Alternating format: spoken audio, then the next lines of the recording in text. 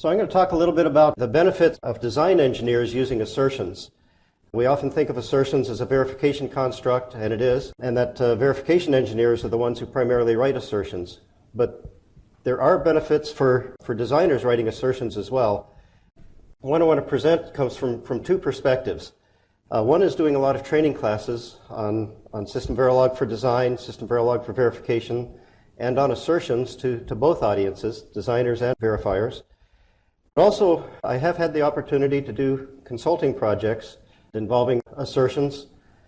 A lot of what I'm going to talk about comes from some experiences on one particular project. I'll reference it 2 or 3 times as I go through the slides.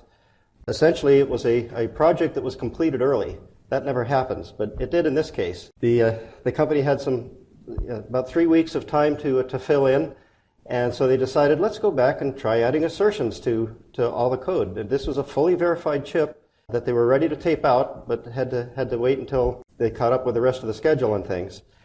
So I came in as a consultant, helped the verification team and the design team, and planning out where assertions could go in the design. And what came out of that experience was some very interesting things about the power of assertions. So that's a lot of the perspective I'm going to talk about. And my presentation has some parts to it here. I'm going to do a very short tutorial on assertions for those who aren't familiar with the look and feel of SystemVerilog assertions.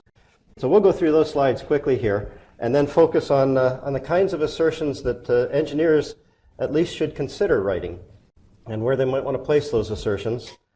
And also talk about some other SystemVerilog constructs that really have a built-in assertion type of checking right in those constructs. And you don't have to write assertions because the construct has it built in. We'll talk about a few of those.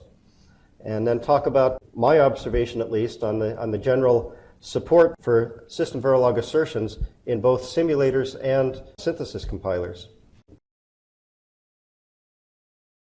An assertion is basically verifying that some specific sequence of events happens in a design. A very simple one here is a request followed by an acknowledge. But not immediately. There's a window of time when that acknowledge could occur. And an assertion checks to make sure that event of the acknowledge happens within that window of time. You can also have assertions that are checking for things that should never happen, as well as things that should happen. Assertions really serve a number of purposes. One is they're very good documentation of the intent of the design. They also help to verify that the design's meeting the specifications, and they verify assumptions that designers make about the design. We're going to talk about a few of those types of assumptions and how assertions can help verify that those assumptions are correct. Assertions are very good at localizing where failures occur. Typically, when we do verification, we're verifying the outputs coming out of a design. And if the outputs are incorrect, the verification scoreboard or whatever the checking mechanism is detects that the outputs are wrong, but then you have to figure out why did they go wrong. And you have to trace those outputs back through a lot of logic and very often a lot of clock cycles to get to the source of the problem. Assertions are very good at saying something went wrong right here, right now. And I think that's one of the most powerful aspects of assertions, is that they localize where the failure occurred. Assertions are used in formal verification. That's a very important part of formal verification, but beyond what we're going to be able to talk about in my short presentation time. And similar for functional coverage. Assertions can be really beneficial on coverage, but outside the scope of what I can fit into the presentation time I had. And then another thing assertions are very good at is forcing you to clarify the specification for the design. Again, we'll see some examples of these things. So ponder that, of all those types of things that assertions are good for, where's the benefits for your project? I suspect it's all of them, but I think probably the biggest benefit I've seen is the last one, clarifying the specification. Assertions really they insist that you have a good, clear specification. So we've always done checking in our code, and if you wanted to embed any checking in your RTL code without assertions, it took a lot of extra code, and it made your RTL code look ugly. What's in blue is the RTL code, and what's in red is the extra little checking that I wanted to have in that decision statement, but I have to hide it from synthesis. So it takes a lot of extra code and conditional compilation to get it to simulate but not synthesize. We won't go through the lines of code here, but the idea is the amount of code it took. And using assertions significantly simplifies that. all of that red code becomes one line of code, and it has the advantage of that assert keyword is ignored by synthesis. I don't have to hide it. And we'll talk a little bit more about how synthesis handles these assertions later on in the presentation. So SystemVerilog offers two types of assertions. One is referred to as an immediate assertion, and it tests for a certain condition at a given moment in time. It doesn't span multiple clock cycles. It's at that moment in time, and it is very similar to an if-else decision. It really executes the same as an if-else decision as far as simulation event scheduling and things goes. But it has that advantage of I don't have to hide it from synthesis, where I would have to hide an if-else decision. And then SystemVerilog offers a concurrent assertion, which is really a background process, and it can span any number of clock cycles on what I'm testing. So my request followed by an acknowledge would be a concurrent assertion, because I'm checking for, after the request occurs, something happening in the future. It uses a keyword pair, assert property, and notice that it's outside of the always block instead of part of the always block. It's a background process. You could think of it very much like a continuous assignment. It starts running at simulation time 0 and it runs throughout simulation. And concurrent assertions are the same. They start at simulation time 0, run throughout simulation. With the concurrent assertions, we have a special token called a cycle delay, the pound, or hash mark, or whatever you want to call it. But it represents clock cycles instead of unit delays. And it can be a single clock cycle or fixed number of clock cycles. It can be a range of clock cycles between a minimum and maximum range. And you can also have an open-ended cycle delay in that range using the $sign. A cycle delay of 1 to $1 is just basically eventually something should happen. And then very important to understand about concurrent assertions is they are a background process. They run throughout simulation and they're checking for whatever it is I'm looking for every single clock cycle. And so in this case, my request 2 cycles later should have an acknowledge. Simple check, but it is when I have a request where the number 1 is there, that starts a thread running in the background over those multiple clock cycles, and in this case it eventually succeeds, the green S. But notice it also got several failures, that red F. And the reason is because that concurrent assertion is starting every single clock cycle. So on the very first pause edge of clock, it's evaluating for a request. There was no request was not true at that first clock cycle, and so that concurrent assertion reports a failure at that time. It's a false failure, but the assertion reports a failure. There's actually not a failure at the second one. That was a cut and paste error. But then the third pause edge of clock, there's another failure, because in a background process, the assertion has that first thread running, but it starts a new thread every single clock cycle, and it looks for another request. There was no request, so the second thread reports a failure. The first thread is still running and eventually succeeds. Every single clock, that background process starts again and checks for a condition in that assertion. So this is a gotcha with that background process concept, is it is starting over again every single clock cycle, and I can end up with parallel multiple threads running at the same time. So simple fix for this is this simple assertion was looking at logic levels. I need to actually look for transitions on that request line. The fix for this one is to add essentially a guard condition, saying if there was no request, then I shouldn't be looking for an acknowledge. And we use something called an implication operator. There's 2 forms of the implication operator. We're not going to go into details on those in our brief overview here. But it's, like I said, it's kind of a guard condition. We're saying if I have a request, then that implication operator, I should 2 cycles later have an acknowledge. But if there's no request, then this is a don't care. I'm not going to check for anything. Concurrent assertions really need to make heavy use of that implication operator to avoid false failures. Terminology-wise, the expression that's before the implication operator is referred to as the antecedent, and then the expression after the implication operator, which can span many clock cycles and many different signals, but that's referred to as the consequent. And then reporting-wise, with that implication operator, I can have assertions that pass, that fail, and then also something called a vacuous success. Don't know where that term came from. Makes no sense to me.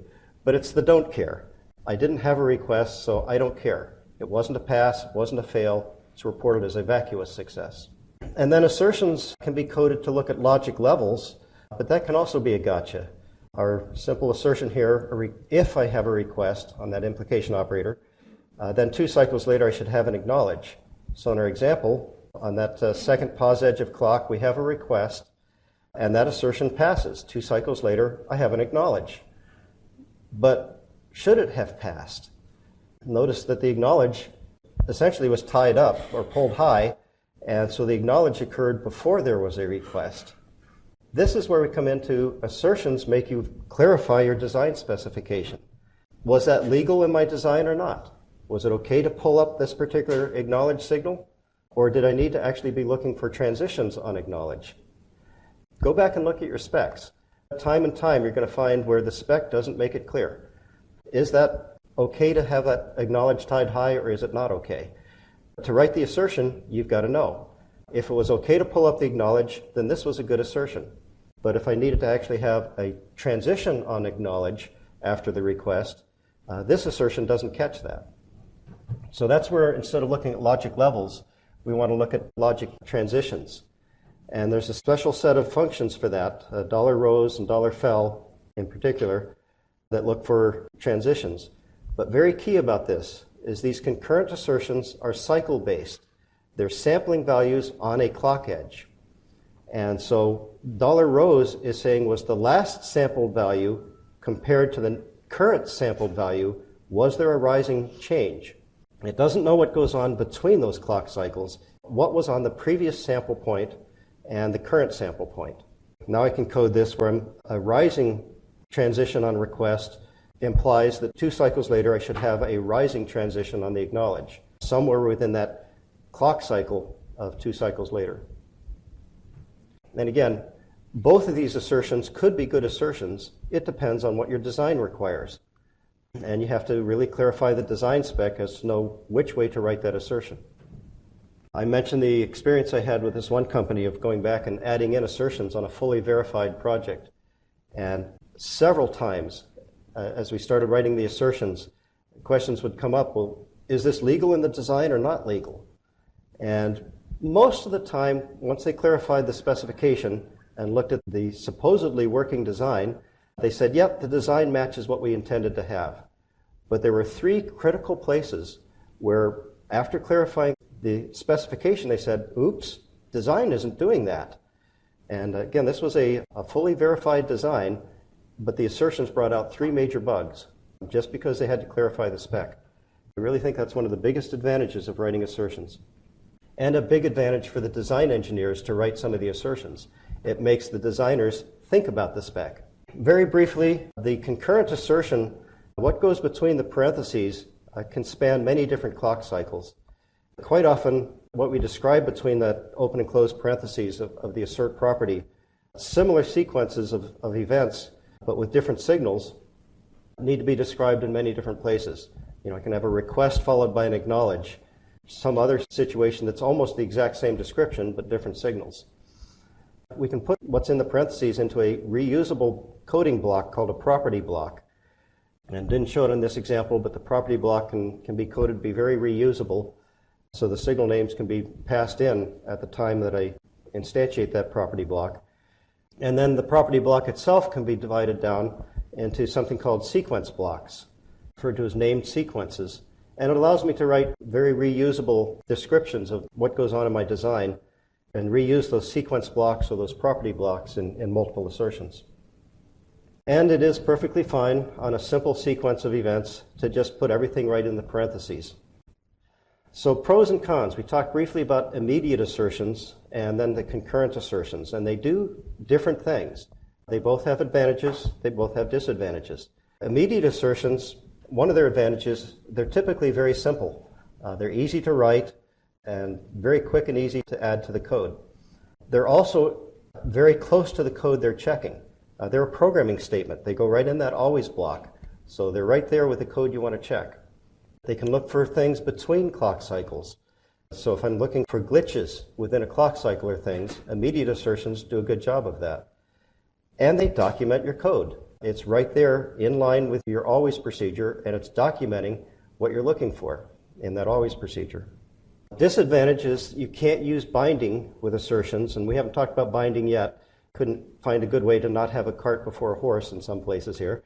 So we're going to talk about binding in just a moment, but you can't use binding with immediate assertions.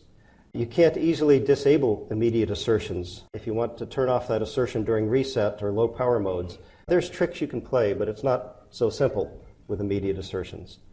And they are a programming statement. And just like other programming statements, it's possible to have race conditions.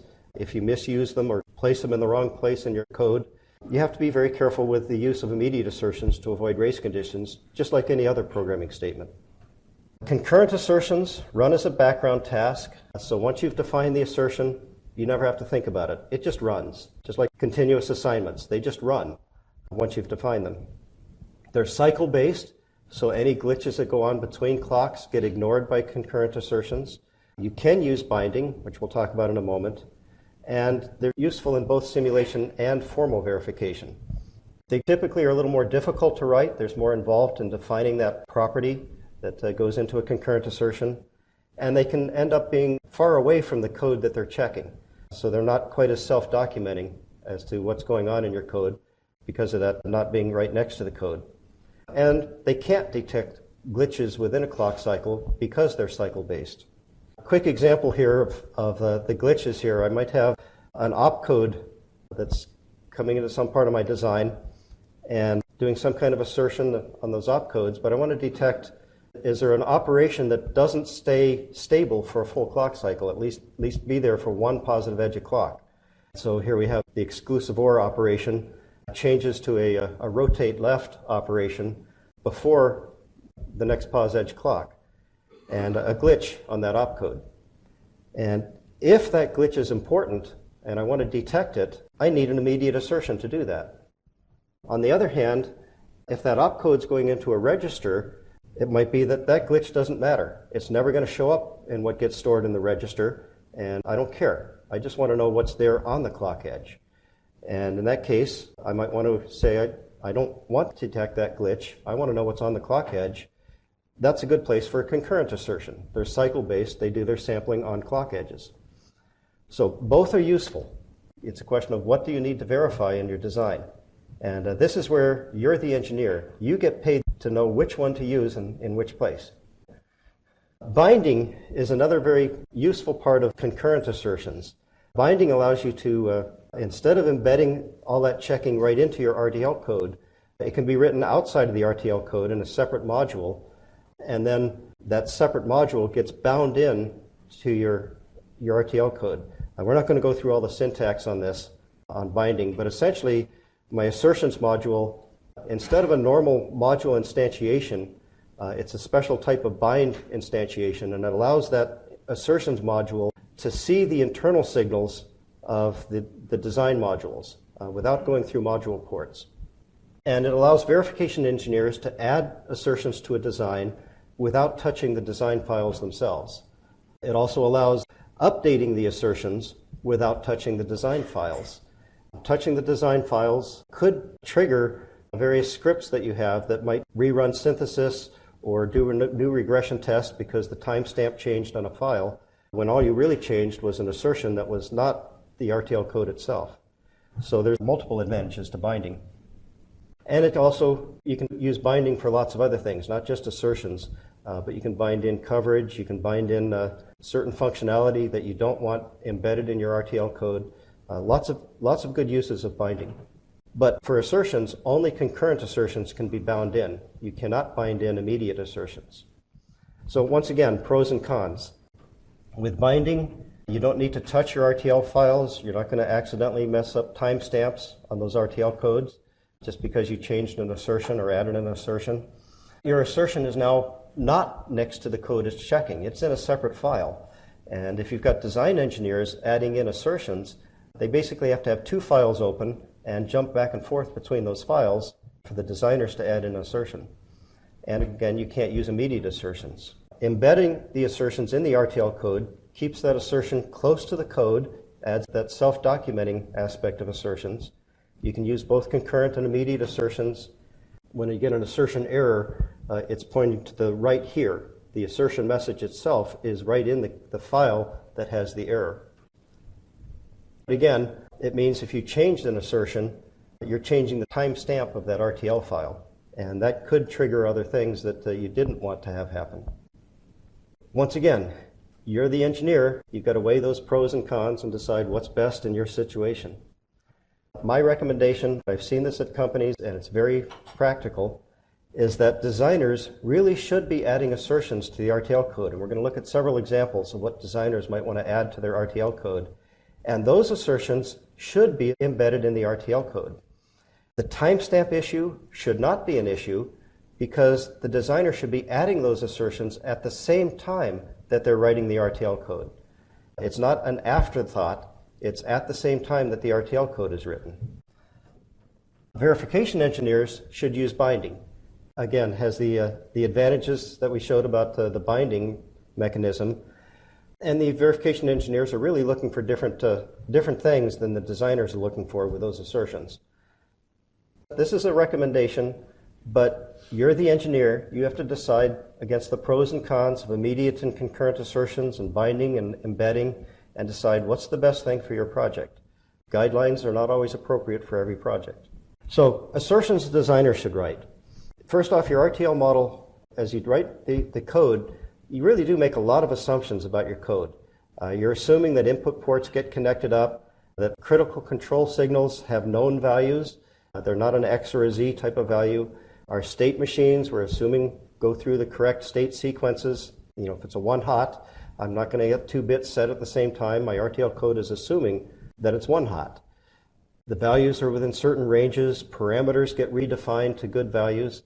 A lot of assumptions that we make when we write our RTL code. The key here is that as a designer, instead of just assuming, check it. Most of these are going to be simple one-line assertions to check for these conditions. And on the next few pages, we've got several examples, and I'm going to go through these pretty quickly here. We won't read the list because we're going to see them as examples. The focus is on the assertion, not on the RTL code. So one assumption is, again, critical control signals, a reset signal here. I'm assuming that that input port got connected. When I wrote my RTL code, I'm assuming I've got a good, valid reset signal. If that input port was left unconnected, it's most likely floating at high impedance, and an if-else decision on that reset signal is going to always go to the else branch. And I'm going to end up with not resetting my design, but instead loading in the D input because the reset input was not connected. Again, that's the assumption when I wrote the code, is that reset was connected up. Easy check, one line of code. I can just say assert and check for a known value on the reset signal. In this case, we're doing the not operator, is that reset is not unknown. And again, I get that benefit of it documents my code. I'm assuming reset is known. And if there's ever a problem, I'm going to get an error message saying something went wrong right here, right now. It's not that my output was wrong and I have to trace it all the way back. I know exactly where the problem originated. Again, note, you have both immediate assertions and concurrent assertions. This example is showing it as an immediate assertion. Very simple to write. Could also have been done as a concurrent assertion. Takes a little bit of extra coding, but the concurrent assertion has that advantage of it's only checking on clock edges, doesn't care about what's going on between clock cycles. Both have advantages, immediate and concurrent. Another one here is an example of checking that a value is within a certain range. I have a shift by the value of the B input to this design. And I'm assuming when I do a shift that that B input was in a certain range. My RTL code, in this case, is assuming the B input has a value between 1 and 3. And that's the way I wrote the code. That's what I want to generate out of synthesis, is shifting 1 to 3 times. But don't just assume B has that valid range. It's a one-line assertion to check for it. And then again, simple little check, and if ever the B input is not a valid value, verification code is going to show me, well, your results are wrong, the output's in my chip, but I'm going to have to chase it back through a lot of logic and a lot of clock cycles to find the origination of the problem. The assertion says something went wrong right here, right now, and it's a simple thing to write. When we make assumptions about control signals, again, especially for decision statements, if-else statements, and case statements, and we're really assuming that the values have a valid value, it's that one-line assertion, can check for that. And another assumption is often that a signal stays a certain level for a certain number of clock cycles. If I have a non-resettable type flip-flops in my design, I'm gating in the reset signal to the D input. If that has to propagate through several flip-flops, I need that reset to stay active for some number of clock cycles. The RTL code is written to assume that, but it's an easy check. It's 2 lines of code. We're using a concurrent assertion because it spans multiple clock cycles, and checking that reset stayed low for at least 4 clock cycles. Embedded right into that RTL code so that it's always checking and tells me when something goes wrong right here, right now. Parameters. We often use parameterized modules, and all of our code is built on assuming the parameter gets redefined to some acceptable value. But very easy for wherever that parameter redefinition was done for an engineer to use a value that my code can't work with. This one, just a simple multiplexer, can either be a 2-to-1 mux or a 4-to-1 mux based on that S parameter. In other words, S has to be a 1 or a 2. But it's getting redefined from somewhere else. And I have to just assume that it got redefined to a legitimate value. But actually, I don't have to assume. It's a simple assertion. This assertion goes into a generate block, which gets run at elaboration time instead of at runtime during simulation. The elaboration actually can check that value of the parameter and generate an error message, or in this example, a fatal message, if that parameter is an illegal value. Fatal will abort the elaboration and never get into simulation. Note, however, that in a generate block, at least currently in the standard, we can't use the assert keyword. I have to use the if-else type of checking here. But it is, we'll see when we look at code here, it is ignored by synthesis, or should be ignored by synthesis. X-pessimism is something else that assertions can be very good for checking. RTL code is notorious for hiding problems on signals that go to a logic X, and the RTL code propagates a known value. Eventually, my verification should be able to verify that that known value is not what I wanted to have, but I've got to chase the problem all the way back through lots of logic and lots of clock cycles. Simple assertion lets me know something went wrong right here, right now. These are the types of assertions that are easy to write, easy to embed in the RTL code, and possibly as an immediate assertion, possibly as a concurrent assertion, but it's right there in the RTL code. Interfaces. If you're using interfaces in your projects, there's lots of pros and cons to using interfaces, but they're a great place to put assertions. All of those same assumptions that the interface makes can be checked with simple concurrent or immediate assertions right in the interface. Very quickly, in addition to writing assertions, there are some SystemVerilog constructs that have built-in checking. If you take advantage of those constructs, you're really getting assertions right along with them. So traditional Verilog, a lot of our programming statements put the burden on you, the design engineer, to avoid dysfunctional code, and the verification engineer had to detect it if you didn't manage to avoid it. These constructs, with their built-in checking, catch those problems, and again, just like having a built-in assertion, just for free. So we're just going to look at 3 of those very quickly. One is the general always procedure in Verilog. Very useful, but synthesis compilers in particular had no way to know what you intended to do with that always procedure. You might have wanted combinational logic, you might have been doing a latch-based design and wanted latches. Synthesis can't tell. It just builds what you coded. But I can use specialized always procedures, always com, always latch, or always FF, and it not only documents my intent, but it allows tools to check for that intent. In this case, a synthesis compiler that was run on this code reports that the body of the code is not combinational logic. It's a warning message. Synthesis is still going to build what I coded, but at least I know it didn't match my intent if I read the warning messages. And everybody reads their warning messages, right? I would like this to be an error message, but it's reported as a warning. Decision statements. We have the parallel case, full case pragmas for synthesis. They can be useful. They can also be very hazardous. There's lots of papers and good discussions on the advantages and disadvantages of full case and parallel case. The problem is, as a synthesis pragma, they're hidden from simulation. And I'm getting optimizations in my synthesized code or gate level that's never actually verified in simulation. So SystemVerilog adds the unique zero, and priority decisions that build in simulation checking for that same optimization. Now, you still have to be the engineer that gets paid the very high salary to decide, do you want those optimizations? They're not always appropriate. But if you specify that you want parallel case or full case, at least simulation can be generating some messages letting you know whether that optimization is actually going to work or not. They're not bulletproof. They add additional checking, but you have to be careful because they will let bugs slip through in some circumstances. They're definitely better than no checking.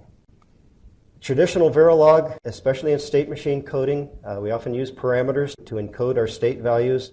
This is overly simplified. They're much better coding styles, but it let me fit in several different bugs that I might make with parameters, and they're all become functional bugs.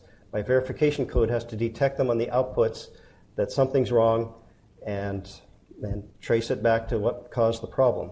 And they all come down to problems with the parameter definitions or assignment statements that used or failed to use the parameter values. All of those functional bugs, if I change from parameters to enumerated types, become syntax errors. I can't even get through compilation. It's like built-in checking. It found every one of those bugs, plus another bug that might have been a functional error but might not have been. But it becomes a compilation error.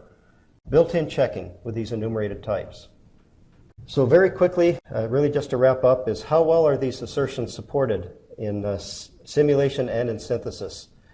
And the answer is very well. These are 3 different vendors going unnamed here. You can see that there are some holes. We don't get 100% support. If your EDA salesman ever tells you they have 100% support for SystemVerilog, he's lying. No company has 100%. For these assertions, it's very good support. Again, a few little holes, but you can use assertions in your code. And embedded right in your RTL code, simulation executes those assertions, synthesis correctly ignores those checking codes, and synthesizes the actual RTL. So again, assertions work. All the advantages of documenting the code, finding bugs, forcing you to clarify the specifications, assertions really do work. And there are a number of types of assertions that make sense for RTL designers to just write that assertion at the same time they're writing their code. There's lots of other assertions that make sense for the verification engineers to write external to the RTL file and bind in. So just do it. Put assertions in your RTL code.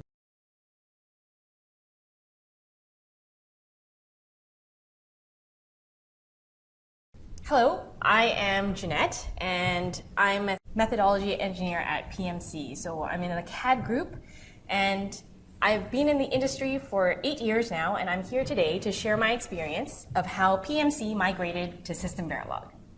I'll cover our reasons for adopting SystemVerilog for design, and the challenges that we faced, as well as what we gained from the migration. So first of all, why did we migrate to SystemVerilog for design? SystemVerilog was adopted as an IEEE standard back in 2005, and our first assessment of the language was in 2005. At that time, we were developing in both VHDL 93 and Verilog 95. Historically, PMC started coding in VHDL for IP creation because of its capability over the original Verilog.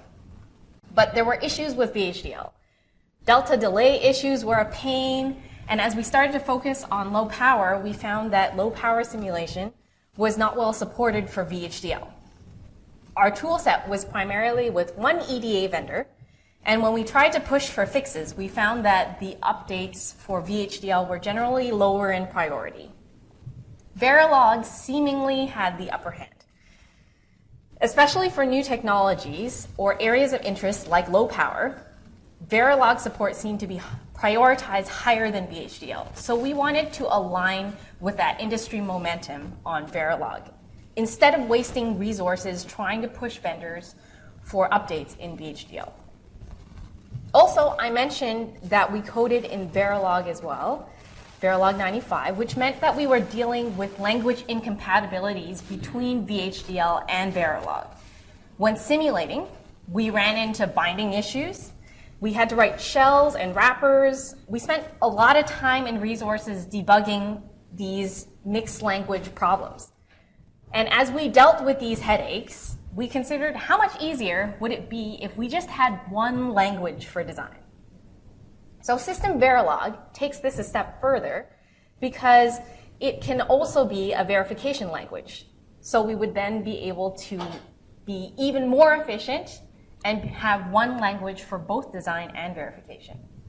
When we assessed the language back in 2005, we found that constructs that were missing in the original Verilog were present in SystemVerilog, like structs and generates. Compared to VHDL, we had records and generates.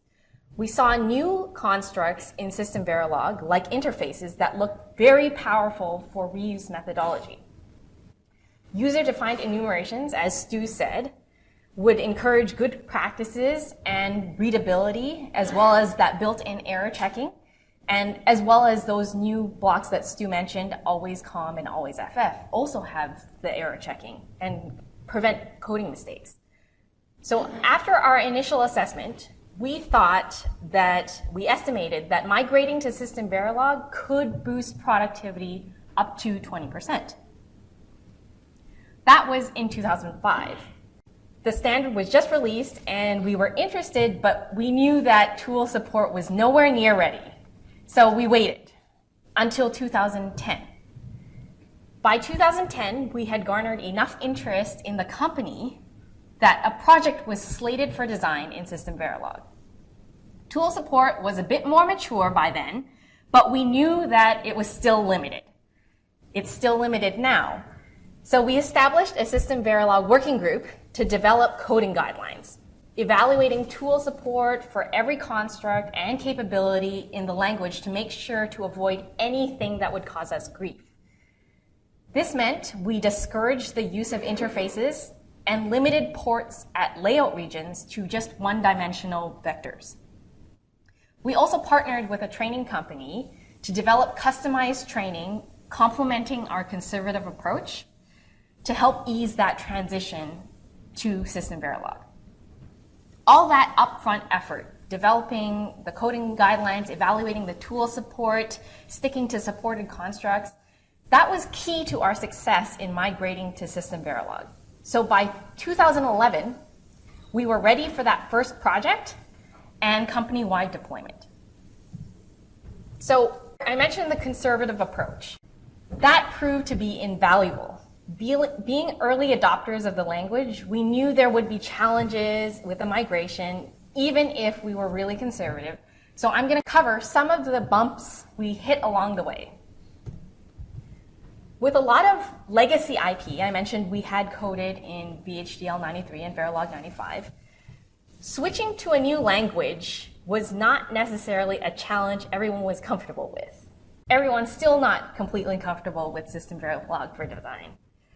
I mentioned we had one project targeted for SystemVerilog, and there were other projects on the roadmap as well. And those other people on the other projects, they were just looking at waiting to see what would happen with this initial guinea pig project in SystemVerilog, which was actually the biggest project our company had targeted to date. In their minds, those people who were not on the project, this migration was crazy. And the people on the project kind of agreed. So to convince the entire company to adopt SystemVerilog, we developed a company-wide presentation on the reasons for adopting SystemVerilog.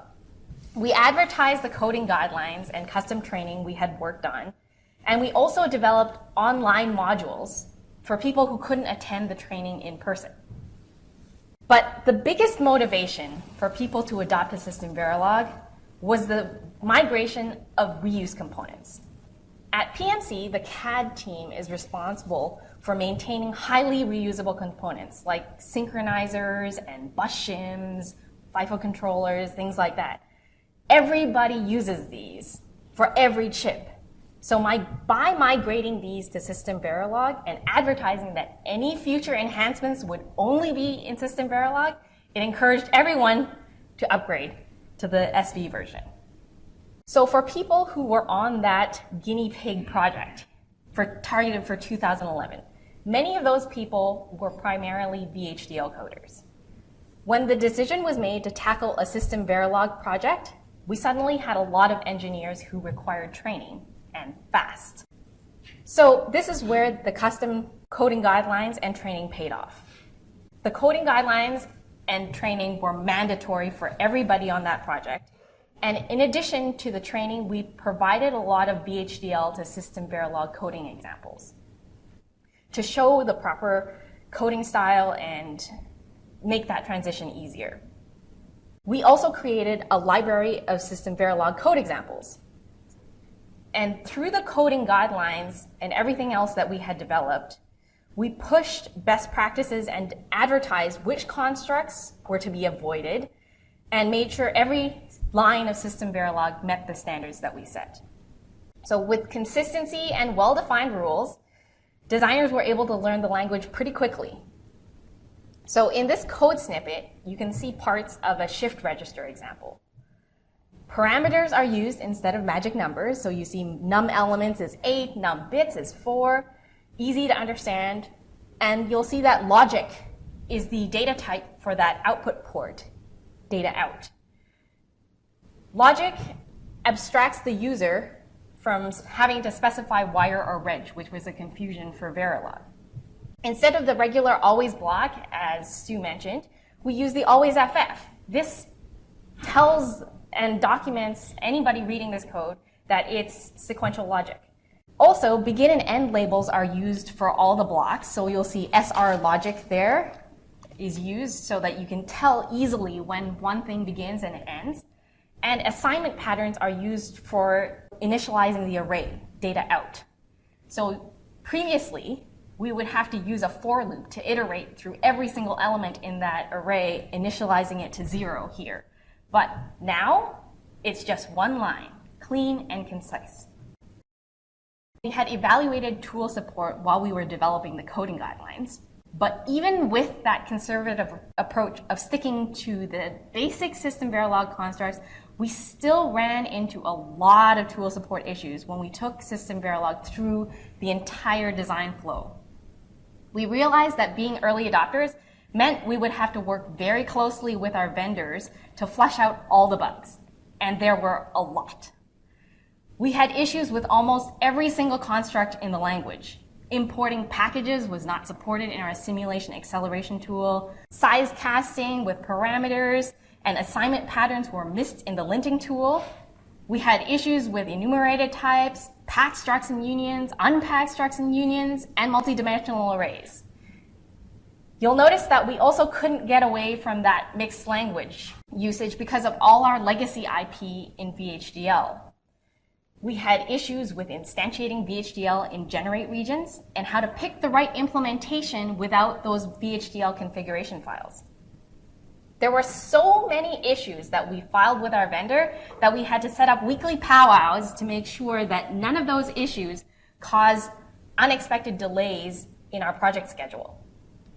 So just to highlight a couple of major issues that we faced, one of them was with the compiler directive default net type.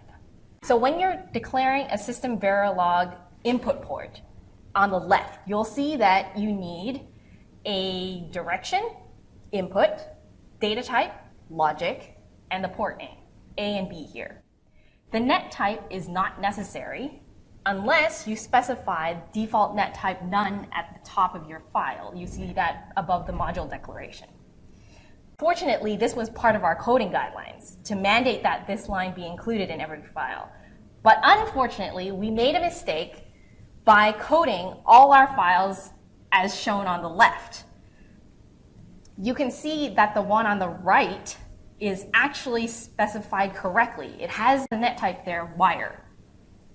This mistake, our code on the left, was undetected for months until it hit our simulation tool, which errored out. Why declare the default net type as none? Why did we put that there? Because it can prevent coding mistakes. So here, you'll see that if the directive is not set to none, this mistake will be undetected. Halter, instead of halted, was specified as the connection for the port here in instantiation. But if you do it this way, that typo would result in incorrect implicit net declaration. That could be uncaught unless you verify that. So by specifying default net type none, the compiler will automatically catch this and flag it. So after bumping into this with our tool set, and they fixed it. We also ran into the same issue with another vendor, let's say vendor B. Even recently, after we had been told that it was fixed with vendor B, we still found that their simulation tool can't handle the net type declaration as specified on the right. So one more issue that we faced was from mixed language usage. In SystemVerilog, int is a reserved word. It's used as a data type for two-state integers. In VHDL, int is not a reserved word. We were in the unfortunate habit of naming our interrupts int. So when we tried to connect those interrupt ports in SystemVerilog, we ran into errors. The painful solution was to open up all those pieces of IP and rename the VHDL ports to IRQ or create wrappers. So now that we've gone through some of the migration challenges that we faced, I'd like to show you some metrics of how far we've come since that initial project. So to date, we have completed 7 projects in SystemVerilog, which translate to roughly 1 billion gates. It's a lot of gates, but just to have a disclaimer here, that does include legacy IP. The first project we attempted in SystemVerilog, that was back in 2011, was huge. We ended up coding just under 2,800 modules in SystemVerilog.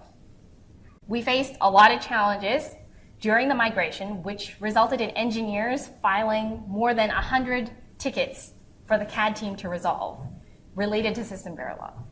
And lastly, we accomplished all of that with 150 engineers trained in SystemVerilog. Today, we're running into fewer issues, but we do still have challenges. For example, interfaces are still not used extensively in our flow because they aren't as friendly to hierarchical physical design as we had initially thought. So in theory, we looked at interfaces and thought they would be extremely useful for connectivity because of their bidirectional nature. So here we have an example that shows an APB master and slave. You'll see that the APB protocol signals are defined in the interface. You have P address, P write, PW data, PR data, and so on. You'll see that there are no directions in that interface. But when you use them in the APB master and the APB slave, you don't have to put a direction for those ports. You can just instantiate that port as an interface, and it's good to go, because interface connections are bidirectional. But the problem with interfaces is that they have to be instantiated. So here's what that looks like.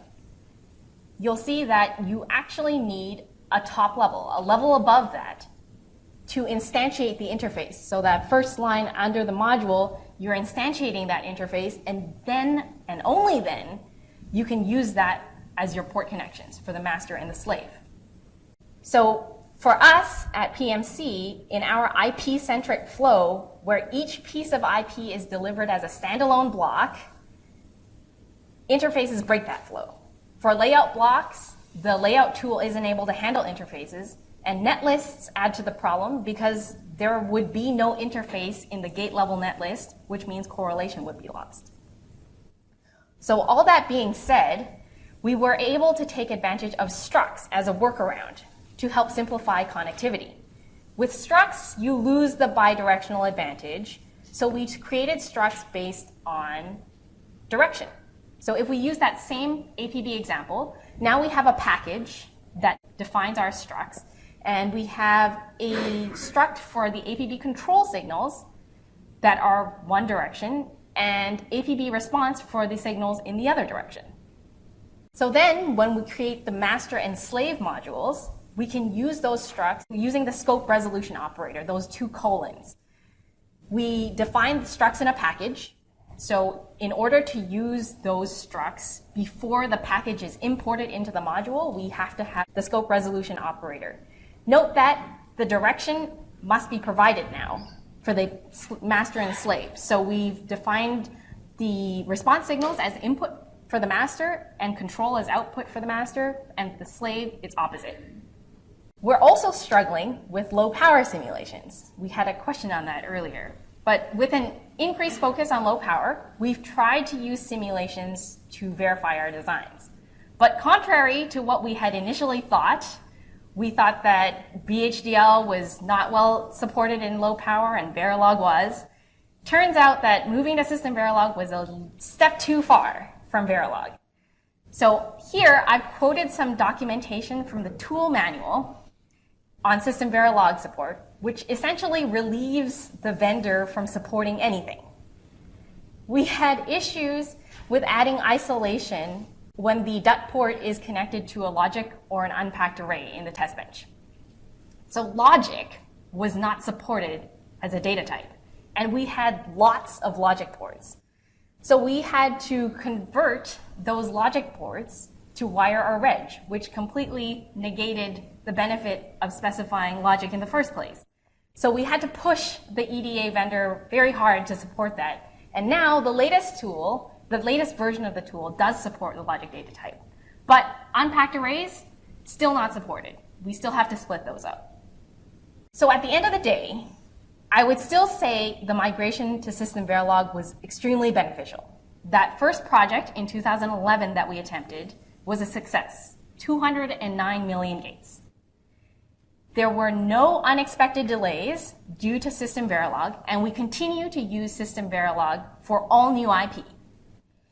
Thankfully, we were able to leave some of those VHDL challenges behind, like delta delay issues, and we gained a lot. We achieved code compaction. We were able to achieve abstraction with those logic ports, and most importantly, we actually gained a lot in simulation performance. Just to dive into that a little bit, we had one block that was written entirely in VHDL. It had a lot of hierarchy within it, but otherwise it was pretty simple.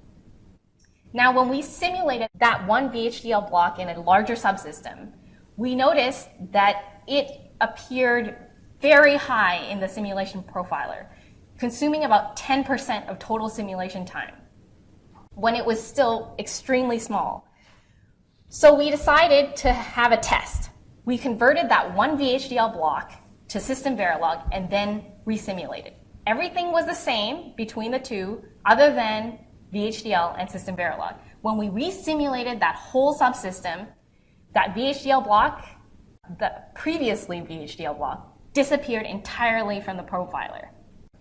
It couldn't even be found. So seeing that definitely made the migration worth it.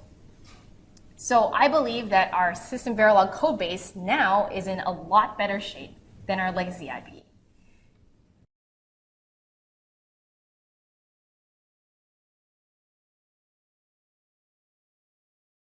So just a quick note about who I am. I have 20 plus years of design and methodology architectural experience. My previous company, I started using SystemVerilog in 2010, and the products that use that are in production and have been sold for several years now. I've spent the last 18 months at the Qualcomm Adreno graphics team. Now when I got there 18 months ago, I found that there was no SystemVerilog being used in design at all. And after using it for a few years at my previous company, I didn't really like that. I didn't really want to go back in time. So I talked to management and said, what can we do here? So they agreed to start a pilot program and a SystemVerilog initiative, as we call it, on the team, where the block I was working on would be allowed to use SystemVerilog, and we'd evaluate, see how it went in one project, and then hopefully open it up to more blocks inside the GPU the next time around. So where we're at now, that code has gone all the way through the tool flow, all the way through tape out. 14 different tools digest our SystemVerilog code, and we have working silicon back. So it's been a success. Now we just have to figure out how to open it up to the rest of the blocks inside the GPU. Indulge me for a minute. I want to jump back to 2005. Seems to be a common theme. So remember when you went to buy a cell phone in 2005, you really just had one important decision. Do I want a bar phone or a flip phone? Now, in 2015, you have a myriad of choices of which to decide. Sensors, LTE, health monitoring, gaming, multi-core, this, that, high-definition video, curved screens. It's really transformed that product category in 10 years. Back in 2005, of course, the design community was pretty happy because we had SystemVerilog ratified as an IEEE specification. But if we fast forward again to 2015, most of the code I see still looks like it was written in Verilog 2001. And we're not really here to debate today why that is. What we're really here to do is convince you that now is the time to start using SystemVerilog. Back in 2005, when I bought my first smartphone, I didn't buy it because I like to talk on the phone all the time. Nothing could be further from the truth. I liked having it for emergency situations. I like getting sports scores. I like having all my contacts in one place, maybe play a little Bejeweled every once in a while. Basically, life with that phone was better than life without it. And in 2008, when I got my first smartphone, that's when this phone became an indispensable part of my life. Like, it was transformative. I couldn't put it down. And I kind of feel that way about SystemVerilog today.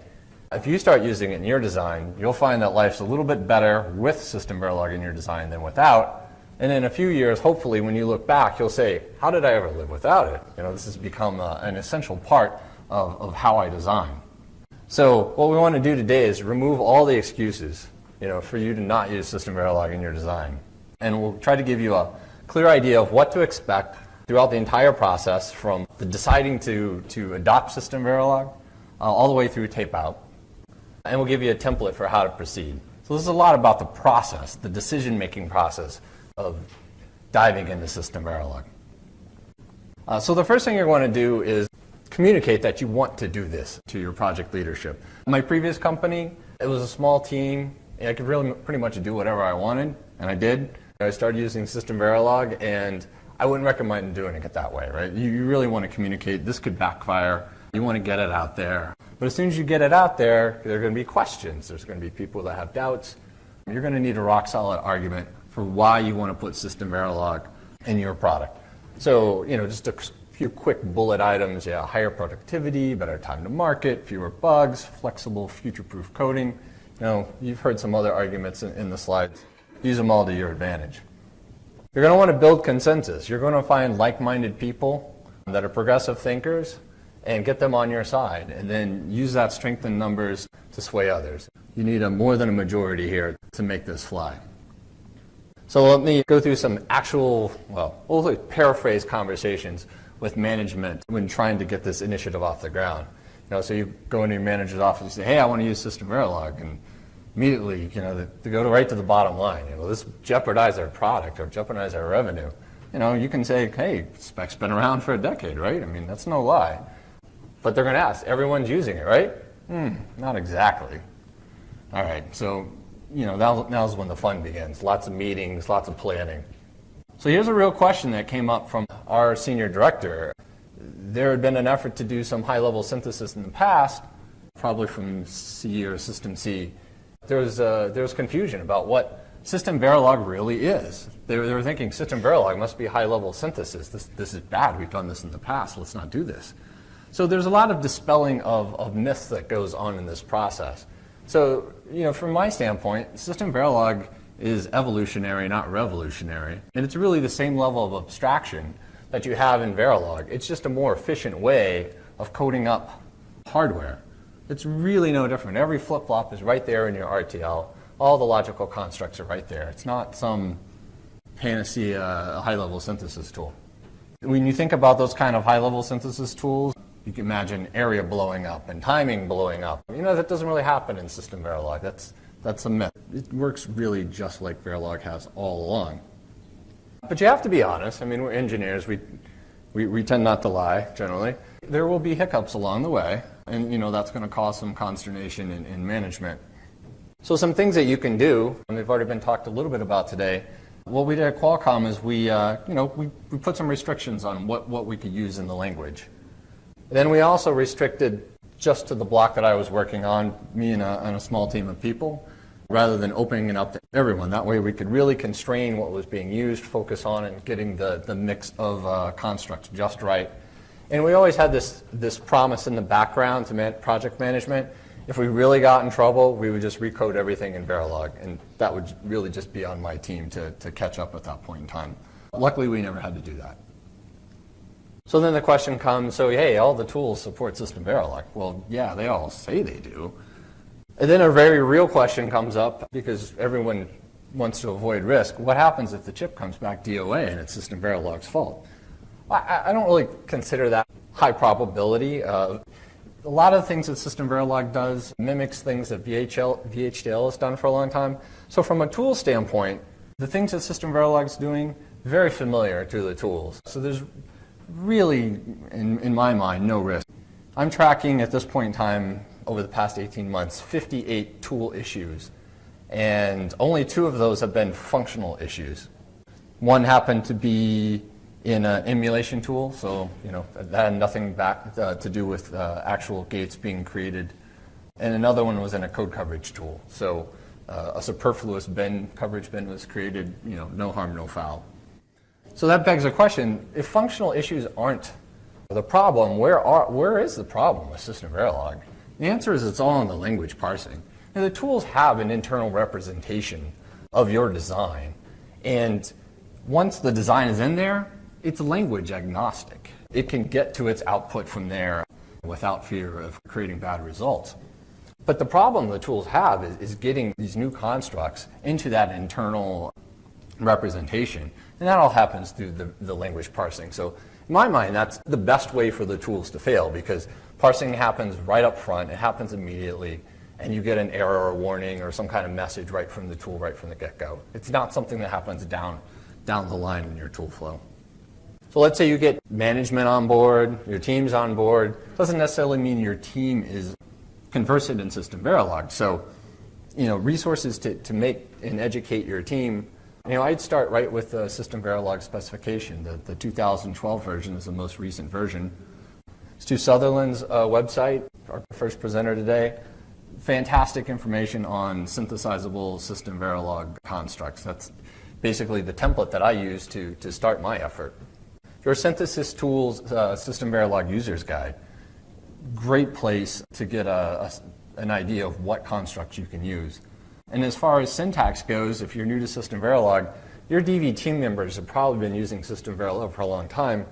They can help you through some syntax, web searches, websites, books. When I get stuck, usually the first thing I do is just do a Google search. And then the sample code in this presentation, feel free to use it to kickstart your efforts.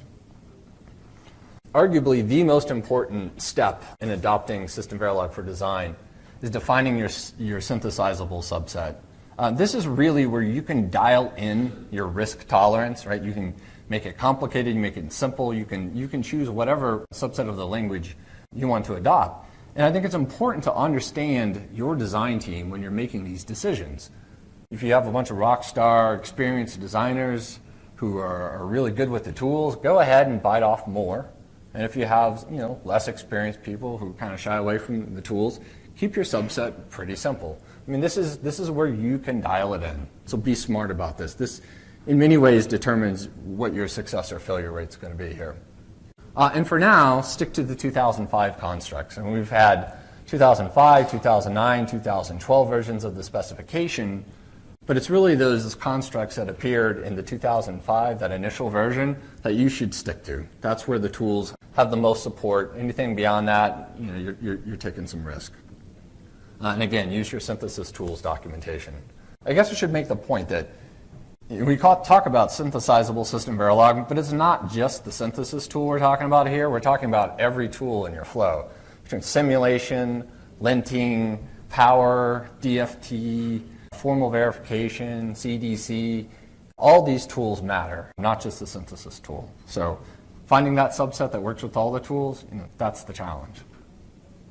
So what is my synthesizable subset? From a keyword standpoint, type def, logic, enum, struct, package interface, the always flip-flop, always combinatorial, and then some system calls like log base 2, bit size, high, low, left, right. These are all very useful things to write flexible code.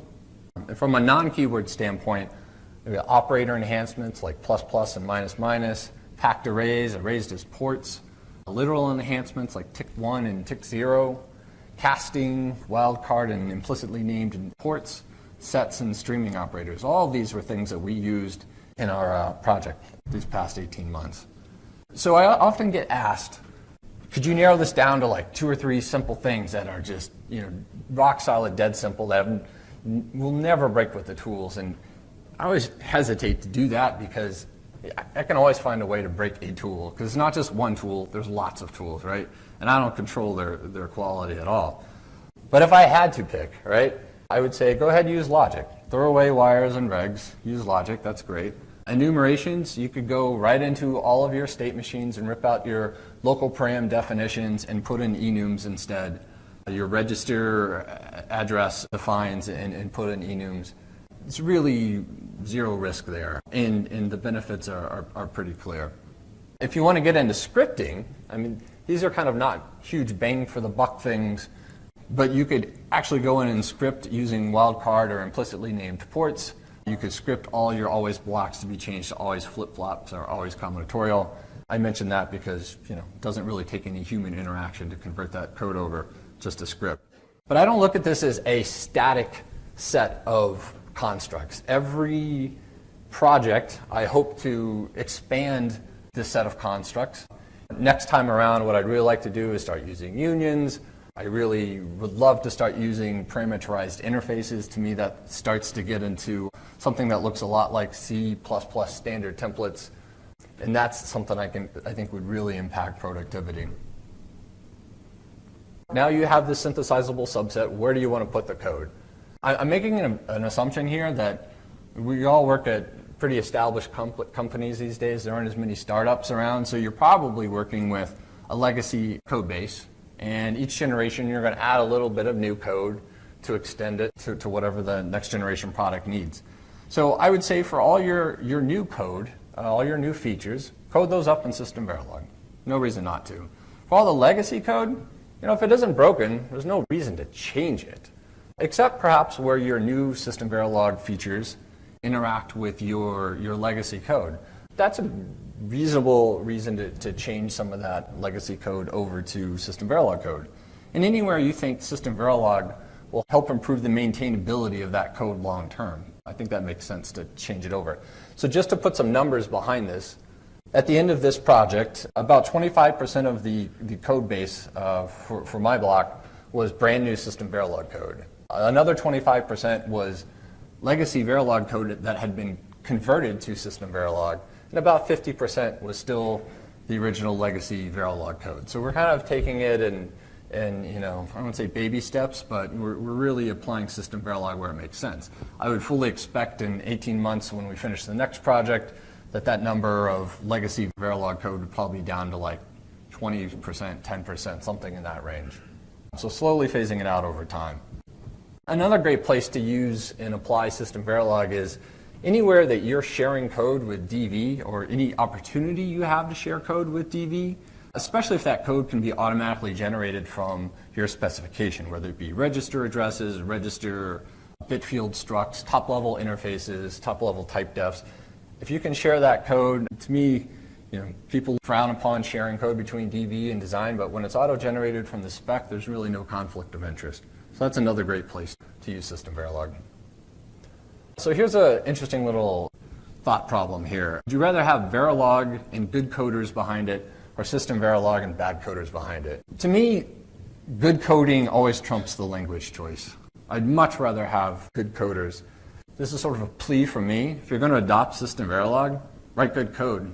Be progressive. Think back to your college programming classes when you got graded just as much on the form of your code, it's documenting using descriptive variable names, how well it's structured. You're graded just as much on that as whether the code actually worked or not.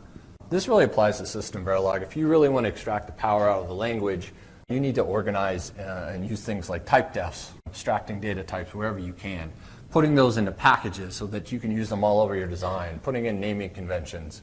It's just really important. And when I think about where I learn about code, it's as much from reading these LRMs as it is from looking at other people's code. Anywhere where I can get my hands on other people's code, I learn so much from just seeing someone else's points of view. So look for code, and look for examples around the industry, extract the good stuff, but just don't write bad code. All right, so your handout material will have a full code example that you're welcome to use, beg, borrow, and steal, any of this stuff.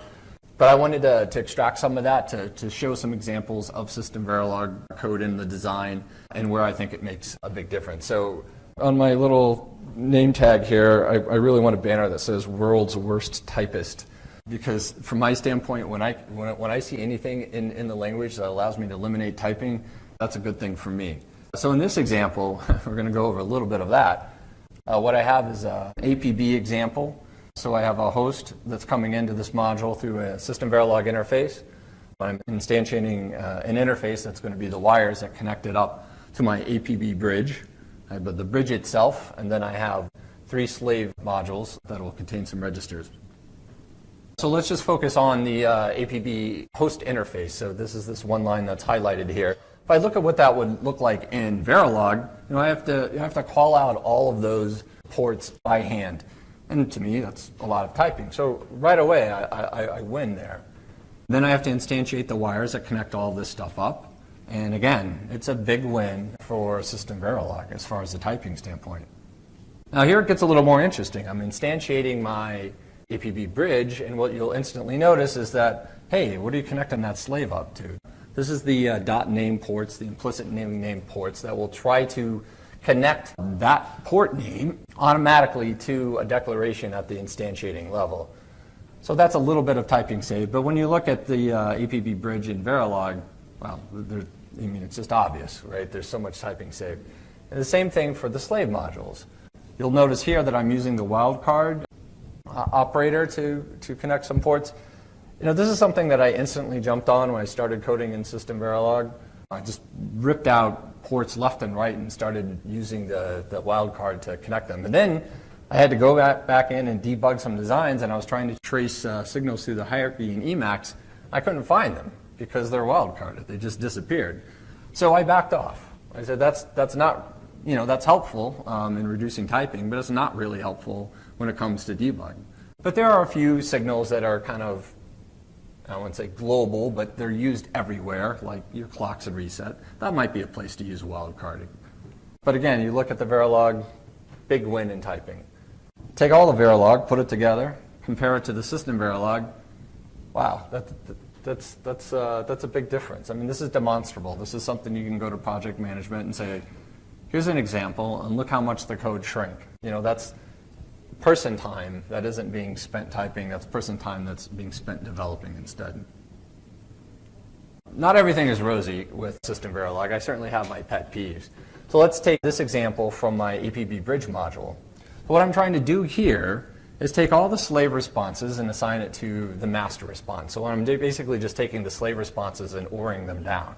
So I start with the master response, assign it to 0, use this nice little for each construct, which is a very concise looping construct. And then I, one by one, OR my slave responses into the master response. Oops, that didn't work. What happened?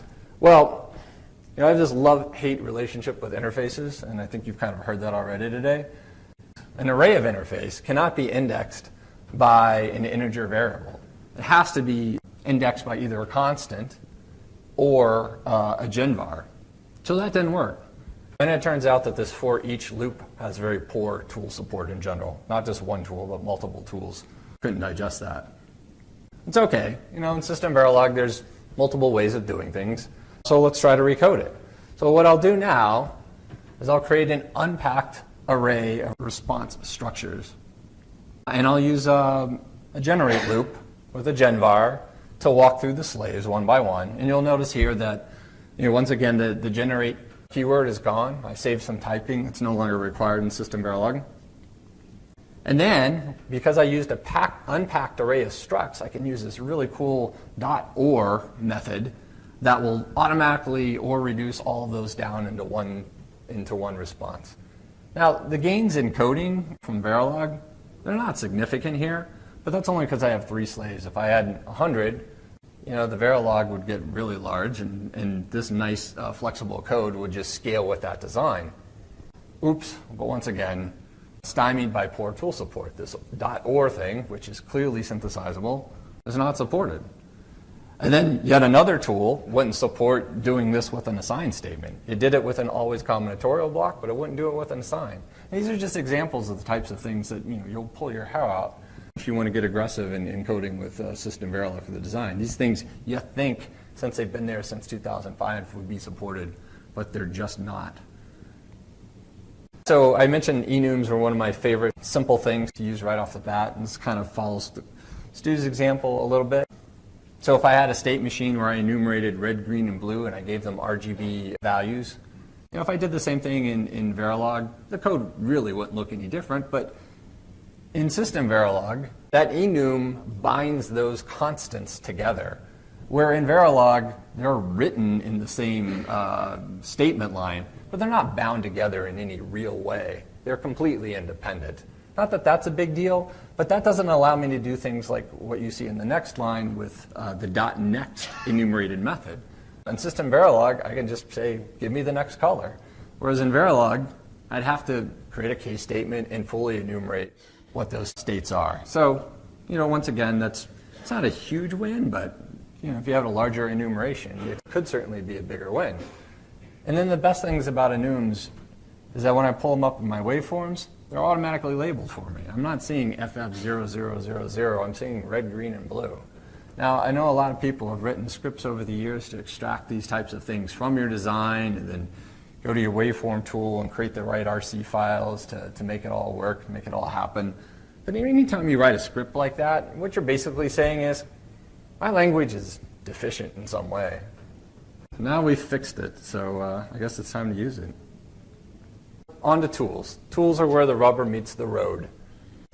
One of the things that was difficult for me to do when I started this initiative at Qualcomm was find a single person on our project team who could enumerate what all the tools were, especially all the tools that digested RTL.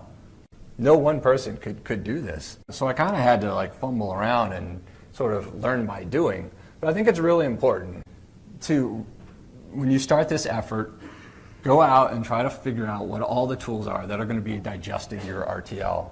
And then go talk to your vendors. Make sure that you're going to get good support and let them know that you're undertaking this initiative. And it's really important to start that communication with your tool vendors up front on the project rather than when you hit your first issues. The build flow for your tools may just work. Renaming something a .sv file may be enough for your tool to understand it.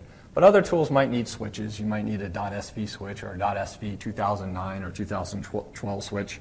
And then in rare instances, some of the tools actually have compile order dependencies. So if you're using packages and interfaces, packages might need to be compiled first, and then interfaces, and then the bulk of your code. So these are just things to look out for that are outside of the language itself that are tool related. And I don't want to sound like the support guy at your tool vendor, because every time I file an issue, it's like, are you using the latest version of the tools? It actually makes a real difference with SystemVerilog. I'll show in a few slides later, the tools are getting better. And so the closer you can get to the latest versions of the tool, the better your life is likely to be. All right, so you start running your code and you run into issues right away. You're going to have to make a decision. Is that just bad syntax? When I first started writing code, a lot of it was just bad syntax. I wasn't writing proper SystemVerilog code. Then once you get past those, you realize that most of the rest of the things are probably tool bugs. Very rarely do you actually run across a documented tool limitation. But they do exist. They happen. Luckily, there's almost always a workaround. We went over a few of those in the examples. There's lots of different ways to code things. You can almost certainly find a different way to code it. The trick is going to find is finding one syntax that works with all the tools, right? Like I said, Qualcomm has 14 different tools that we're digesting SystemVerilog. Finding one representation that works with all of them, that's just difficult. But, we made it through. Log your tool issues. One thing that I didn't do early on, I just worked around the code and checked it in. What I really wish I would have done, because I had to go back and do it after the fact, was keep the original code in there, if-def around it with the new code. That way I could go back after the fact and turn the defines on and off and go back to the original code and see how the tools were behaving, a year or two later on the development curve. And then keep a database with the tool version, the error number, error message. This is just going to help you file those tickets with the tool companies. Because if you're like me, you find an issue, you're kind of in the flow of design. You don't really want to file the issue that day, and then it becomes a week, and then it becomes a month, and then you realize, oops, what was that issue? So yeah, it's much easier to just create some internal database on Excel or something, and then come back later and file those bugs when you have a little bit of free time. This is a really important one. Qualcomm likes to abstract running the tools out to other teams.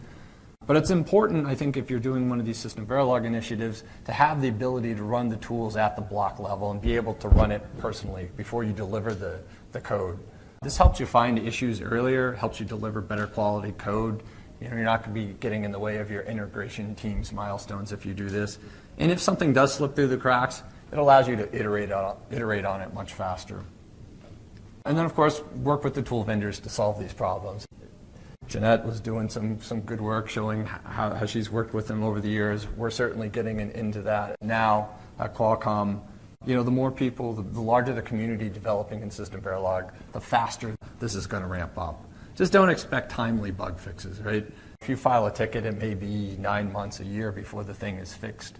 So work around it and hope that construct is available on your next project. Some hot spots for tool issues. The conference handouts have, must be 36 tool workarounds in my presentation. So hopefully that'll help you see where some problems are and how to work around them. But I just wanted to go over a few quick ones here. So in SystemVerilog, the parameter keyword in module parameter port list is optional. But boy, if you want to find some bugs, pull out that parameter keyword and they'll start streaming out. But like I said, I'm a horrible typist, so anything I can do to save typing, I'm on board. Using an enum in place of an integer is also an interesting one. So we've talked about a little bit using an enum as a base type of a logic vector, but when you use the base type as an integer, enums are very strongly typed. So sometimes the tool looks at it and says, hey, that's an enum, it's not an int. Well, it really is an int. So if you're using an enumerated constants as array bounds or as an array index, for loop bounds or an array index, you might run into problems with tools. I certainly saw this on numerous occasions. Usually you can work around it by just casting it back to an int. Now where tools really get iffy is when you start to take lots of SystemVerilog constructs and put them together. So this canned example here, I'm assigning an enumerated variable with an array of interfaces indexed by enumerated constant, dereferencing a struct, dereferencing an enum, using an enumerated method. I mean, these are the types of things that make your tool's head spin. Just as a warning, try it. If it doesn't work, then sort of pull these assignments apart to their constituent parts and almost certainly will solve the problem. And again, there's tons of these examples in the conference handouts. There's too many to go over today. Use those. Hopefully that'll help you get a head start on things. So engineers always love to break things down by numbers, and I tried to find some way to take this very abstract concept of using SystemVerilog and put numbers behind it. So one of the ways I did was to take the tools that I have block level flows for. So of those 14 tools that digest SystemVerilog, I have block level flows for 10 of them. And I broke them down by categories, front end, back end, and emulation. And I backed out all my tool workarounds, so I had my original code. And I went back and said, all right, give me the tool versions from the second half of 2012 and give me the tool versions from the second half of 2014. So we have a 2-year span in the development of these tools. And I ran the tools and said, all right, what what kind of bugs am I finding? So I plotted the average number of bugs per tool. And what you see, I think, are two things. Two trends really jump out. One, over this 2-year span, the tools are improving. The average bugs per tool is going down. So to me, that's a good thing. And none of these numbers have any of the bugs that I found over the past 18 months. These are all just sort of what organically the industry is doing to improve SystemVerilog. So that was one of the two things that I noticed right away. And the other thing is that the back-end tools and the emulation tools are much worse at parsing SystemVerilog than the simulation tools. Well, the reason is pretty apparent, right? We're writing UVM code, we're writing DV code in SystemVerilog, and the simulation tools, the front-end tools, which are dominated by simulation, they're getting exposed to lots of SystemVerilog, and they've already fixed a lot of these bugs. But what we're really talking about today is synthesizable SystemVerilog. We're talking about more of the back end of the flow, and that's really where the tool immaturity is.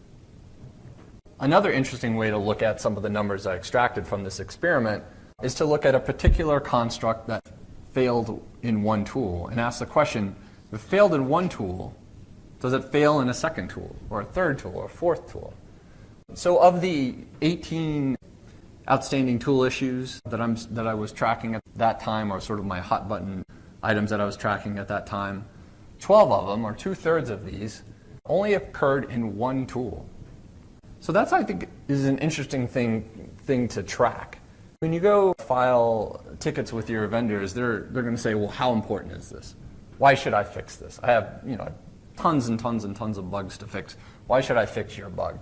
Well, when you can say that 90% of the tools or the entire industry supports this construct, but this one tool doesn't, that's a powerful thing to tell your tool vendors. You're the lone wolf here. You need to fix this. Everybody else does it and does it right. And I think that even applies to sort of the remaining third, where I have 2, 3, and 4 instances of tools tripping over the same construct. Even at the 80% level, you can say, you really need to get in line with the industry. When you get down to 5 out of 10 are failing, you kind of have to look at the construct and say, is this really the right place to go? Probably not. I'd draw the line at 2 or 3. So yeah, we've talked a lot about it's good to use SystemVerilog. It improves efficiency. It's better for your company. But it's also good for you. And I think this is important, and it's going to become more important over the next couple of years. Being able to design in SystemVerilog is going to be a valuable industry skill. You're going to want it in your bag of tricks. You need it to stay competitive and relevant. And I think if you undertake these types of things at your company and you can use this template to help you, you're going to be looked at as an innovator. And I think that's a good thing for you and your career. Please check out the bonus material in your conference downloads. It'll have the sample code and the tool workaround. And thank you very much. Let me ask some questions to the audience first. This is DVCon. It's very verification-centric typically. I haven't been in the last years. I was last time 3 years ago. How many actual hardcore designers do we have? Yeah, see? Not a lot. How many people are interested in design? I think that's why you're here. And do you think most of you use SystemVerilog and things like this, have a lot of experience, like people said here in the verification community? It's been adopted much more rapidly. It's easy because you're really dealing only with simulation and maybe a little bit of linting, right? This is a very different animal. You can see 14 tools, for God's sakes. That is tough, right? And to get through that maze, it's getting better, but it's still tough. So the whole event is here. More pressure, please. I'm an EDA vendor, right? I want pressure too. More pressure. Let's make this happen. It's time. We shouldn't wait. It doesn't make sense. Look at that code example. When I saw this slide, I got a preview. It says, this is exactly how you sell it to your management, right? Bang, right? Down to 20%. So let's do that. I hope everybody can take advantage of the great material we saw today and empower you to follow these people's leads. Go ahead. Hi, Bill Moore from Paradigm Works. Thanks all for all your talks. So you shared with us your past experiences. I'm kind of curious to get your opinions on what's next.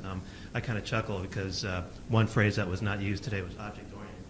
What is object-oriented design? I don't know. Does that mean anything? I don't know. What are you guys talking about in the design space?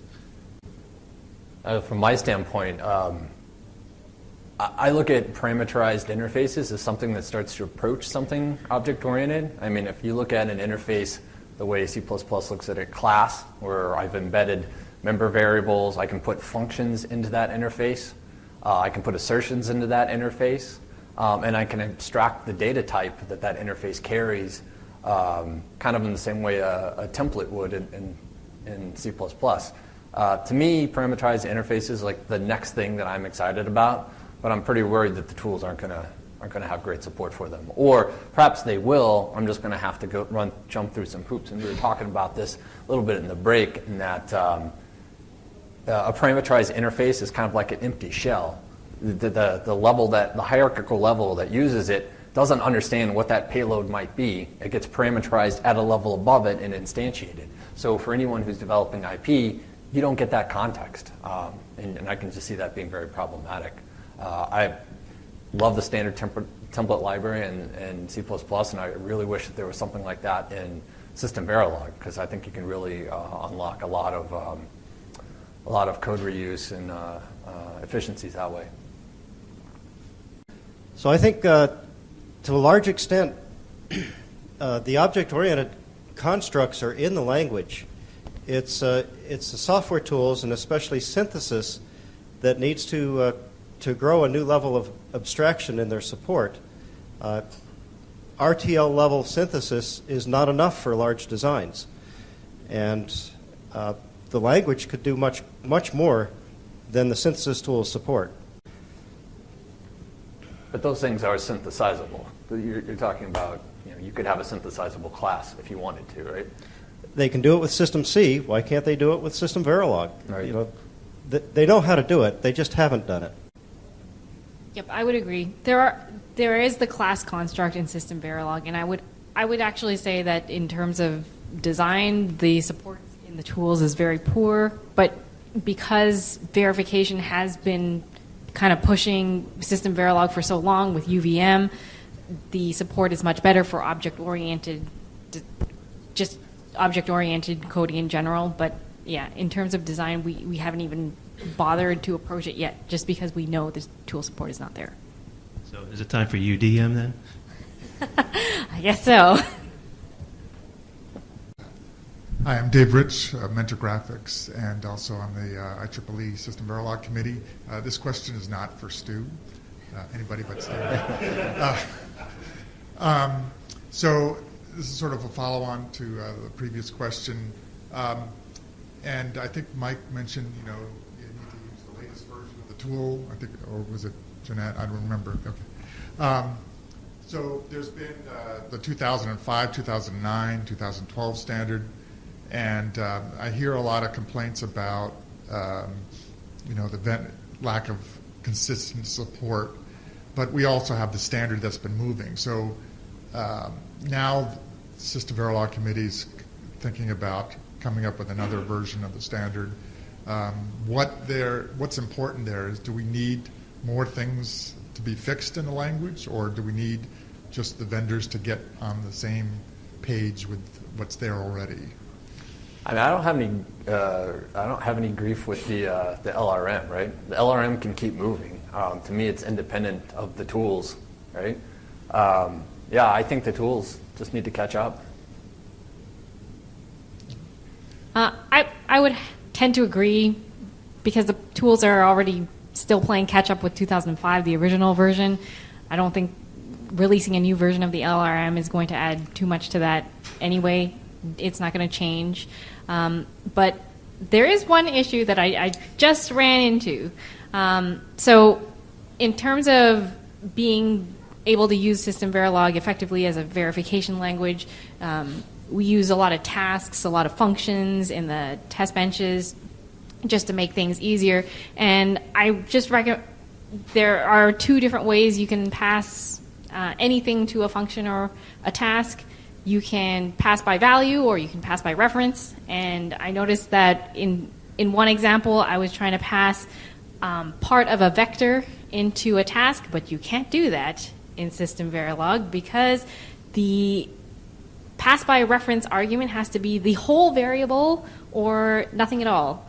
And I found that extremely limiting because then I had to, that code compaction was gone. I had to break up every single element in that particular vector into a separate variable and then pass that into reference. And I thought, in terms of that being a limitation in the language, I didn't see a need for it. Thanks. And Stu? I'm having a tough time not saying anything, Dave. I think there are features that are supported in other languages that SystemVerilog doesn't have yet. Variable number of ports, variable number of task function arguments, function overloading type concepts that are proven to be useful in other languages and need to be added to the SystemVerilog language. The language does need to continue to evolve. What we're designing and the complexity of the designs, the size of the designs is evolving. The language has to evolve.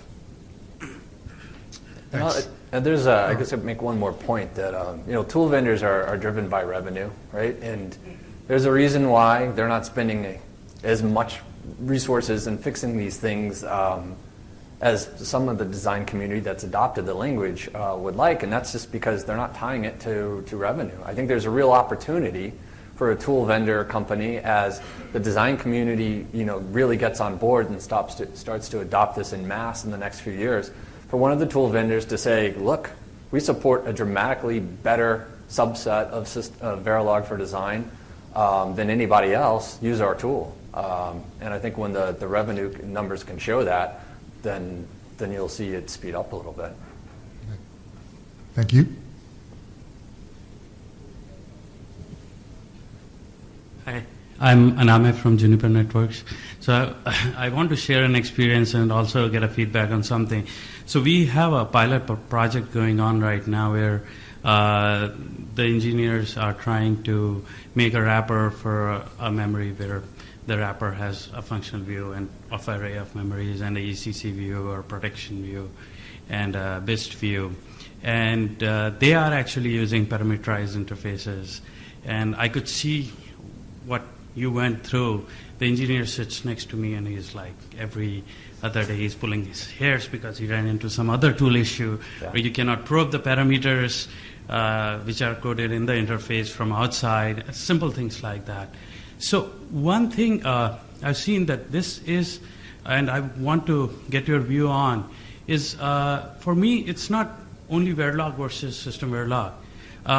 I have seen, since I've been working, Verilog has always been 5 to 7 years behind what people want.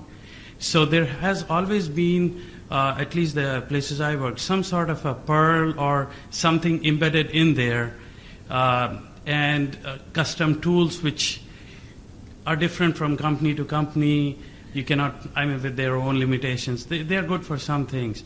And where I see SystemVerilog really helping is actually getting rid of some of that and bringing it in the fold of the language so the debug tools, everything is then supporting those constructs. So have you also seen that kind of a benefit from SystemVerilog? The benefit, I guess what I see is a sort of a little bit of a conflict there, right? I mean, anytime you write a Perl script to do something like that, you're saying the language is deficient in some way. And I thought it was ironic as I was giving these presentations inside Qualcomm, there was another group that was giving presentations about, Perl preprocessors they've written around Verilog to do the exact same things that I was trying to do in SystemVerilog. So, anytime there's a need, people solve it in different ways. I think, as I mentioned earlier, it's just about bringing all this back to the LRM and coming up with new ways to extend the language to make it more efficient. Back to the round robin. So you have your code base and you run it through all your tools and you find this one tool that doesn't support some piece of syntax or something. So I'm just kind of curious, can you elaborate on what do you do? Are you forced to change your code to the least common denominator, or do you use if-defs or some sort of conditional compiling or something like that? Or can you share some of your thoughts on that? Certainly from Qualcomm's standpoint, they want one code that's used in all the tools. They don't want to say, in this tool do something slightly different, because then you start to leak out and get some you could have a real difference, right? You could synthesize something differently than what you simulated. So that's a big no-no. Generally, I recoded. There were one or two issues that came up in an emulation tool long after we had code freezed, where I had to give a private fix to someone. But then we found a way to work around it and integrate it back into the code base. Yeah, but generally try to work around it and make it work with all the tools. And that's why having block level flows, you create that workaround, you rerun your however many, half a dozen or dozen tools at the block level really quickly and prove it out. Testing comes into a huge role here, because making sure that all that code and really having a test block to push through the entire flow to flesh out those problems early, so that it doesn't impact the design community, is really important.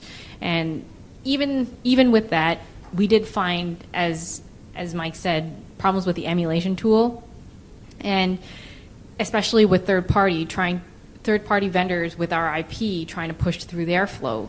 We have no control over that because we've already designed the code, and so in that case, we just push the vendor extremely hard, calling them every day, making sure that there's progress on a fix for that, and highlighting how important it is. We've already developed this entire chip, and all these tools support that construct. It's as Mike said, if 9 tools out of 10 support it and you do not, then you'd better issue a fix, and fast, because otherwise you're wasting millions of dollars. We won't be able to hit this date, and what are you going to do about it? And so putting that pressure on, and numbers help, right? How much time is being wasted, how many engineers are affected, how many blocks are affected.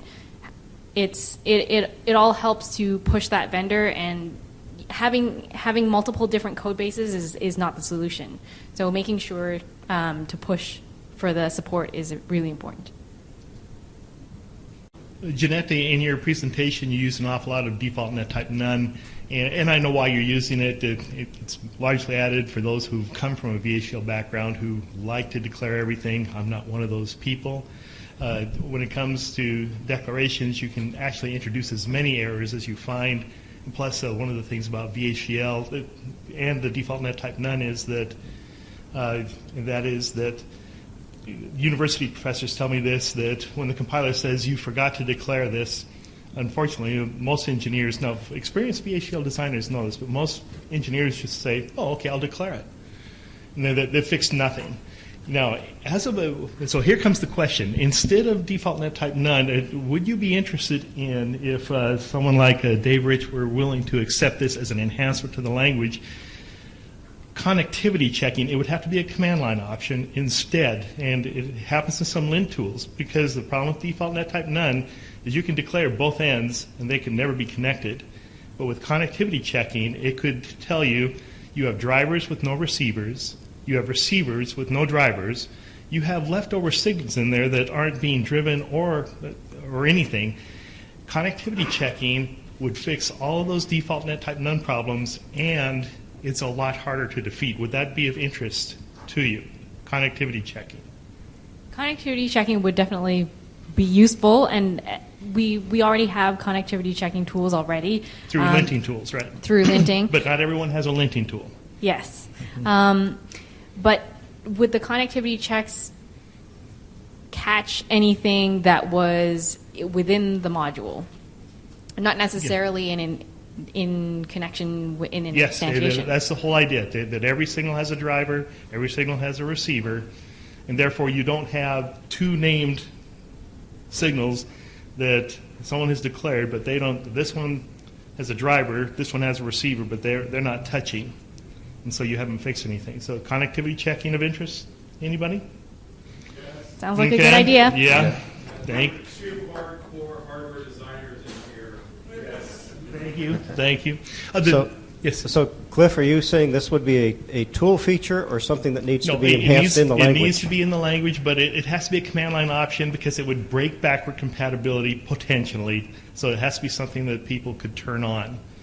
Then both of you also talked about back-end tool issues. This is of interest to me. You both gave really good guidelines of keep the interfaces off of the ports, keep the enumerated types off the ports. Were those the biggest issue? Because with back-end tools, I tend to think of you synthesize, you get Verilog gates, and you don't much care. But so what are the types of back-end tool issues that you're seeing? I'll sit down. Anything that is beyond a simple vector. When we tried to use unpacked arrays at layout boundaries, that actually unpacked arrays have given us a lot of headaches all throughout, not necessarily just at the layout boundaries, but also within the code as well. And so we've warned people, don't use unpacked arrays unless necessary. So packed arrays, packed structures everywhere. Yeah, as far as back-end tools, I mean, it's all just parsing stuff. It's nothing functional, and I can't really pin it down to one category. I would say it's pretty random. The same types of issues that failed in, DFT tools, failed in synthesis, and failed in CDC and formal tools. And it's just kind of a scattering of issues. There's really hard to put your arm around one category, really. I would say, let's see, casting, enums, like I said, I talked about enums with integers. Putting multiple SystemVerilog constructs together, that was a big one. Most of the time on the ports. Not necessarily, no, internal, yeah. Actually, we had, because of the way we simplified things at the port level, we had very few port issues. Hi, my name is Raymond at Soft Machines. I just have a question referring to your earliest presentation about assertion. You suggest RTL designer, they should write assertion in line in their RTL code. But for the DV team, you suggest using the creating a module and always bind it. But there's also we can put the assertion inside the interface file. So I just have a question because sometimes RTL designers, they are not aware of how much coverage we are rating, right? Like they can change some signal, they can change some internal signal, and it blow up our connection. We have to change our bind file. We may have to change a lot of assertion. So just would like you guys to actually give some pros and cons of where the assertions should sit in the DV world and how to handle design keep changing. Well, at a very kind of coarse dividing line, I think design engineers should be focused on assertions that are verifying things their code assumes. So I'm assuming certain state values, or I'm assuming my ports are connected and things like that. And those are easy assertions that check those assumptions and pinpoint when an assumption is wrong. The verification team should be more focused on checking against the specification. The request followed by an acknowledge is part of the design specification, and that's really what the verification engineer should be checking. Does the design match that specification? And most of those specification-oriented assertions, I think, do make sense to be external assertions that are bound into a design. Again, that's a very general classification. There's going to be exceptions both ways, where a designer might want to actually be checking against a specification type of thing. Maybe the specification is that reset has to be low for so many clock cycles. The RTL code assumed that's going to be the case, but it makes sense for the designer to check that specification. Okay. This question came up during the break as well, and my response was that when we first started pushing designers to write SystemVerilog, that was enough of a challenge. They did not want to write assertions in their RTL while doing the SystemVerilog coding. And so in terms of writing assertions, that came afterwards for us. And the easiest way to do it without touching the RTL was through the bind statements. And somebody during the break mentioned low power and how to handle that with assertions. And as Stu mentioned in his presentation, it's really easy to take care of special conditions by disabling the assertions under those conditions. But that's only allowed with concurrent assertions, which can only be in, or which are available when you bind assertions to a specific module. So because all our assertions were bound, they were all concurrent assertions, and so they were all able to be disabled for low power conditions and reset conditions. So yes, all our assertions are binded. Calvin from Juniper. So a quick comment on this assertion. I thought the inline assertion, most of the tool vendors have a way to disable inline assertion using like assertion of a non-standard options, but most vendors actually support that. So it's actually not that bad to disable assertion for non-concurrent assertions. So I don't know whether you guys explore that options, which is not part of the spec, but most vendors support it. Yes. So if you write assertions such that every assertion is named and you follow a certain convention, it's a good idea to write your assertions if they're covers, if you're writing assertions to cover a certain condition, or whether you're writing conditions to check a certain thing. If you group those, name them accordingly, you can always turn them off. Yeah, because it's inline, it's yeah. always by, Yeah. I mean, constrained by your hierarchical name. So, Yes. so you already have some hierarchical naming, even though you don't explicitly name the assertion because it's inline. Yep. So it's actually usable, in my opinion. Yeah, there's one thing that I have seen, a hazard that I think every engineer, especially in the verification side, steps into once in a while, and that's that if you're turning off assertions at the tool level, or even with the $assert type controls that the language offers, you have to be very careful because assertions also get used in verification code, especially for checking that randomization succeeded and things. And if you're not careful, you can end up turning off your randomization in your test bench, which you didn't mean to do. Yeah, basically you have to be hierarchically turned off. You cannot go fully turn off, which I believe the vendor support, or maybe even the language support. But I have also another comment I want to make related to the parameterized design in the SystemVerilog. In my opinion, in my limited understanding of the language, the support of parameterization in the SystemVerilog is still very limited. The way it used is still quite like Verilog, like you kind of, each variable you have a parameter and you need to list out as part of the parameterization. For a very complex design and very complex parameterization design, it just doesn't work because there's so many numbers you need to list out. There's certain language restriction, you just cannot like pass a container class or whatever package into it because the language doesn't allow certain construct. It has to be either literal number, it cannot like pass something which is not a number because it has to be found out in the elaboration phase for the language. So those kind of restriction, I don't know whether anyone here care about or anyone come up with an idea how to resolve it, have the language going forward to make a true usable parameterization design for complex design. So, yeah. All right, sorry, we have to cut the questions here. We're done. Thank you very much for the panel.